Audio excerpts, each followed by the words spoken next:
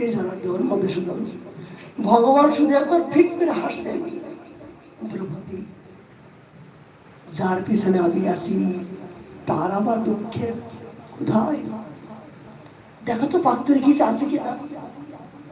বলে না জনার্দন মধুসূদন, পাত্রের কিছু নাই। মানে না, আছে, দেখো। ভগবান তো জানেন না আছে। ও বাবা, ওই তামার পাত্রের পাশে দেখলো এইটুকু সামান্য চুল পরিমাণে একটা শাকের দানা, শাকের কুচি, শাক, শাকের একটা টুকরা ছিল পাত্রে।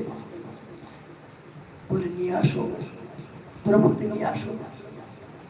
দ্রৌপদী হঠাৎ করে অন্তর্দৃষ্টিতে সূক্ষ্মভাবে দেখলেন যে সামান্য একটি শাকের অংশ নিয়ে আমার মুখে দাও। মধুসূদন যখন ওই সামান্য পাত্রে একটু জিহ্বায় আগা লাগালেন, ওই লাগানোর সঙ্গে সঙ্গে দুর্বাসা মুনির যত প্রকার শিষ্য ছিলেন তারা ঢেকুর তুলতে শুরু করলো।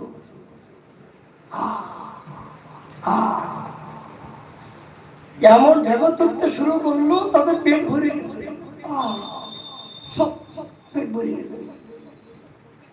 এমনকি দুর্বাসা মুনি পর্যন্ত বলে, এতক্ষণ তো কিছু খেলাম না, কিন্তু পেট ভরে গেল, আমার ঢেকুর উঠছে। তারা প্রসন্ন হয়ে দ্রৌপদীকে আশীর্বাদ দিয়েছে।